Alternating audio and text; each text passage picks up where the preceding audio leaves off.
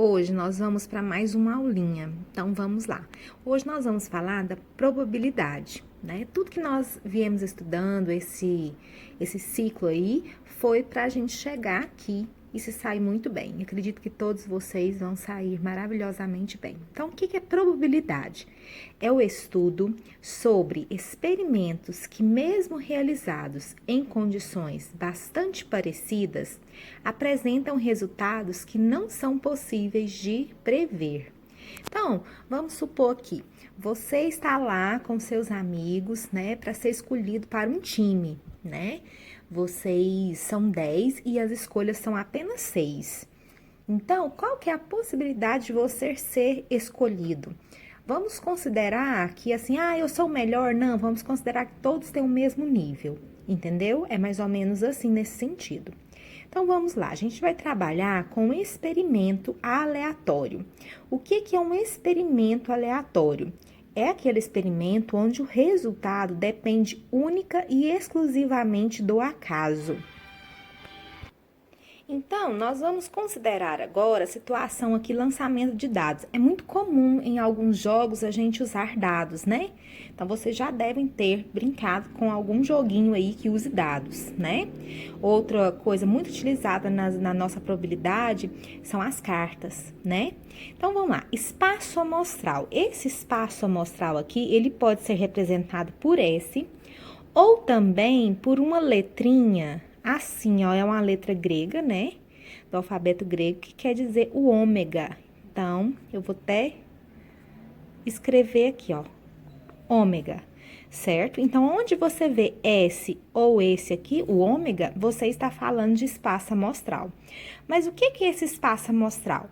É o conjunto de todos os resultados possíveis. Então, em um lançamento do dado, quais seriam esses espaços possíveis?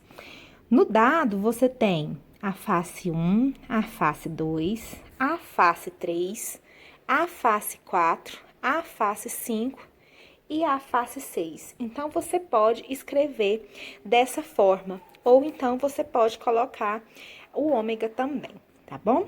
Evento. O evento ele é chamado de E. Então, o evento ele é um subconjunto do espaço amostral.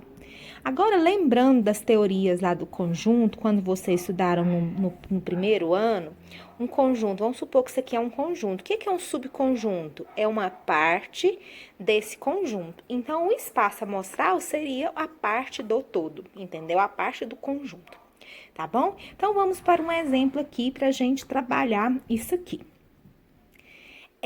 Exemplos. Vamos considerar aqui um dado, né? Então, eu quero a possibilidade aqui de ocorrer a face 1. Então, o evento 1 é ocorrer face par.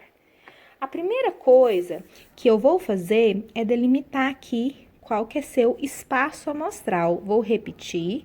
O espaço amostral de um dado são os números de 1 até 6, porque ele tem 6 faces, né? Então, o número do espaço amostral, quantidade, são 6 elementos, certo? Então, vamos lá. Agora, não estou falando de probabilidade ainda, tá bom? Estou falando de quantidades, tá bom? De elementos. Agora, o evento 1... ele vai acontecer, o evento 1, ele vai acontecer se somente se for números pares. Quantos números pares eu tenho aqui? Eu tenho o 2, eu tenho o 4 e eu tenho o 6. Então, o número dos elementos aqui, do E1, quer dizer, vai ser o quê? Vai ser 3. Então, são 3 possibilidades no meio de um espaço amostral de 6, certo? Agora, nós vamos para o meu evento 2. O meu evento 2 é de acontecer o 5, a face 5. Então, o que acontece aqui no meu evento 2? Quais são as possibilidades? É só uma, ele é unitário. Então, o número de possibilidades desse evento vai ser o quê? Vai ser 1. certo? 1 no meio de 6. E agora, de ocorrer a face ímpar. Nós estamos falando do mesmo dado, né? Então, ele tem 6 faces. Da mesma forma, o evento 3, número ímpar. Quais são os números ímpares? 1, 3 e 5, dentro do meu dado, né, gente? Então, o número de eventos possíveis, nesse caso, será 3 também, certo? Agora, nós vamos falar sobre os tipos de eventos. Tem mais alguns, só porque esses aqui são os mais importantes para nós nesse momento. Nós temos o evento certo. O que é o evento certo? É aquele que ocorre quando a quantidade de eventos é igual ao espaço amostral. Ah, vou dar um exemplo disso. Um dado, mesmo dado, qual é a possibilidade de, ao jogá-lo, sair um número natural? Gente, todos os números de 1 até 6 é um número natural. Então, a possibilidade é 6 no meio de 6, certo? Evento impossível, o nome já fala, quando não pode acontecer. Vou dar outro exemplo do dado.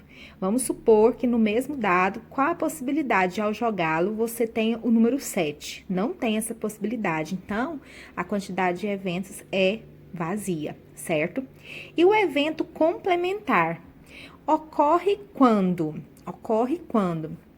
a intersecção entre os dois eventos é vazia, ou seja, não existe números repetidos, não existe elementos repetidos e a união entre eles é o espaço amostral, certo? Bom, vou dar um exemplo para vocês. Lembra do exercício anterior? O evento 1 era números pares, desculpa. Então, os números pares é 2, 4 e 6, certo? E no exemplo anterior, o evento 3 eram os números ímpares. Note, se você fizer E1 intersecção com E3, você não consegue nenhum repetido. Então, ele é vazio. Já se você fizer a união do E1 com E3, você tem todo o espaço amostral do dado completo. Vou pôr um 3 aqui antes, 4, 5 e 6, certo? Então, a união é todo o espaço amostral. Então, agora, nós vamos falar do cálculo de probabilidades. Então, vamos lá. A probabilidade de ocorrer um evento e de um espaço amostral SE, então, a probabilidade do evento é igual ao número de casos favoráveis sobre o número total de casos. Então, vamos entender isso aqui na prática. Vou pegar o mesmo exemplo que nós fizemos lá atrás. Lanço um dado. Qual a probabilidade de sair um número par? Então, o meu espaço amostral, lembrando que isso aqui pode ser o S ou o ômega, né? É o quê? O 1, o 2, o 3, o 4, o 5 e o 6. Ou seja, número de S é igual a 6. Já esse evento aqui, se ele é par, eu vou ter o 2, o 4, o 6. Ou seja, número do evento é igual a 3. Então, agora, eu vou calcular a probabilidade. A probabilidade desse evento aqui é o quê? O número de E sobre o número de S de casos possíveis. Aí, eu venho aqui e simplifico isso aqui. Olha, vou dividir por 3 aqui e por 3 aqui. Vai ficar o quê? 1 sobre 2, certo? Ao transformar isso aqui em porcentagem, eu vou ter 50% de chance, metade. Ok, gente? Agora, vamos lá. O número 3. Eu já sei que o número de S é 6. E o número de ocorrer o evento 3, olha, só tem um número 3. Então, vocês concordam comigo que a possibilidade desse evento acontecer é 1 no meio de 6. Ah, eu estou com dúvida como é que eu vou dividir isso aqui para transformar em porcentagem. Você pode fazer uma regrinha de 3, né? 6 está para 100%, 1 está para quanto? Ou dividir já direto, já que é uma parte, você divide direto por 6. Então, quando eu faço essa conta aqui que eu falei para vocês, olha lá. Eu faço a regrinha de 3, ó. 1 está para x, 6 está para 100%, no caso, né? Faço a regrinha de 3, aí o 6 vai passar dividindo. Quando eu faço essa continha, eu tenho uma dízima periódica. Então, se for aqui em porcentagem, então vai ser 16,66, certo? A resposta pode aparecer em fração e pode aparecer em porcentagem também. Agora, a possibilidade de um número ser maior que 4. Quantos números eu tenho maiores que 4? Maiores que 4, eu tenho o 5 e o 6. O 4 entra? Não, entraria se falasse maior e igual que 4. Então, eu tenho duas possibilidades. O número dos casos é o mesmo, ou seja, número de S continua sendo 6, então a probabilidade desse evento acontecer vai ser 2 no meio de 6, certo? 2 no meio de 6, eu vou dividir aqui, vai ficar 1 sobre 3.